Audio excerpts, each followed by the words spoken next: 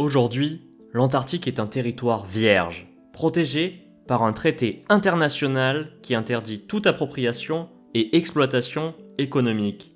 Mais imaginons un instant que ce traité n'ait jamais existé et que les grandes puissances se soient partagé ce continent glacé comme elles l'ont fait avec d'autres territoires.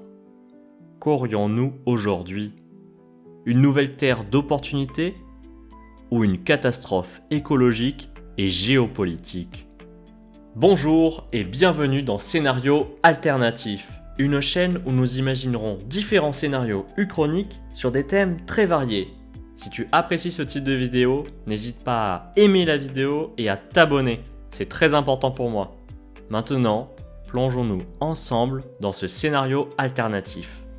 Et si l'Antarctique avait été colonisée ? Nous sommes en 1959. Dans notre réalité, les nations du monde ont signé un traité faisant de l'Antarctique une zone neutre, dédiée à la science et protégée de l'exploitation humaine.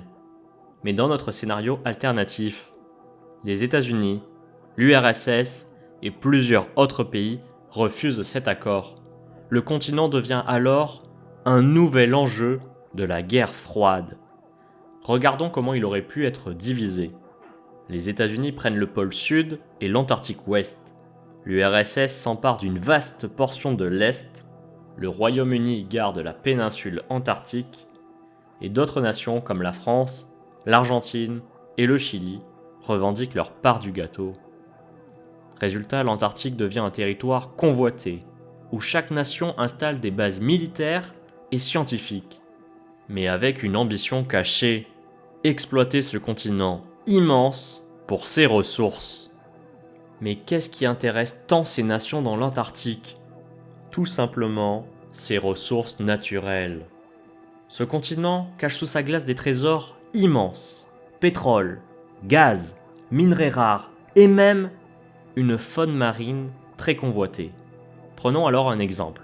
Dans notre réalité, les crises pétrolières des années 70 ont poussé les États à chercher de nouvelles sources d'énergie.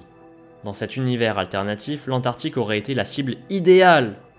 Résultat, des plateformes de forage y apparaissent dès les années 80, avec des risques de marée noire catastrophiques.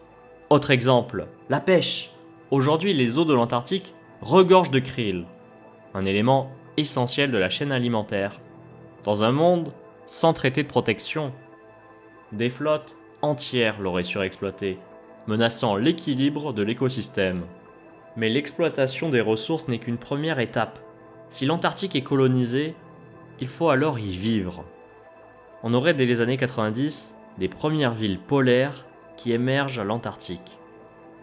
Certaines sous d'immenses dômes pour protéger les habitants du froid extrême et d'autres bâties en sous-sol pour résister aux tempêtes. On pourrait imaginer McMurdo City, un véritable Las Vegas des glaces construit par les Américains. On y trouverait des hôtels, des commerces et même des casinos pour divertir les travailleurs pétroliers. Mais les États-Unis ne seraient pas le seul pays au sein de l'Antarctique. On pourrait donc trouver la ville de Novoklansk, une base soviétique transformée en cité communiste modèle, où l'État contrôle tout, du logement à la nourriture. L'URSS aurait sa mainmise sur une partie de l'Antarctique. Et dans ces villes, petit à petit, une nouvelle identité culturelle naît. Une population hybride voit le jour, composée de scientifiques, d'ouvriers, de militaires, avec ses propres traditions et son mode de vie unique. Par ailleurs, il y aurait également une vocation touristique. Ce ne seraient pas simplement des endroits où les citoyens pourraient travailler et devraient travailler parfois pour leur pays.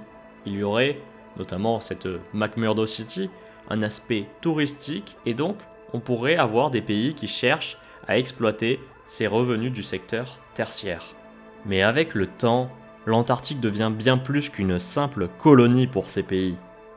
L'Antarctique devient un terrain de rivalité entre nations. Et dans ce scénario alternatif, en 2025, un incident éclate. Un sous-marin nucléaire russe est aperçu trop près des bases américaines.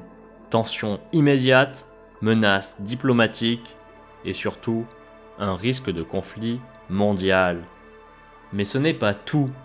L'Antarctique pourrait devenir un laboratoire pour des expériences interdites, des tests d'armes secrètes, des manipulations génétiques pour créer des humains adaptés au froid. Ce continent colonisé pourrait se transformer en une dystopie scientifique. Cet Antarctique colonisé serait-il un paradis ou une catastrophe? Que retiendrait-on de cet Antarctique colonisé? D'un côté, il aurait permis des avancées technologiques incroyables, des découvertes scientifiques majeures et de nouvelles opportunités économiques. Mais de l'autre, ce serait un désastre écologique sans précédent. Des glaciers ravagés, des espèces disparues, des conflits armés sur un territoire autrefois vierge. Un nouvel enfer blanc. Et toi, comment imagines-tu un Antarctique colonisé? Serait-ce une nouvelle terre de prospérité ou une erreur fatale? N'hésite pas à l'indiquer en commentaire. C'était Scénario Alternatif. Si cette vidéo t'a plu, n'oublie pas de laisser un j'aime et surtout de t'abonner. Ça m'aide énormément et ça me motive à en faire d'autres. Tu as un avis, une question, une autre idée d'Uchronie? Dis-moi tout en commentaire, je lis et je réponds à un maximum d'entre vous. On se retrouve très vite pour une nouvelle Uchronie. Alors, et si on réécrivait l'histoire ensemble ?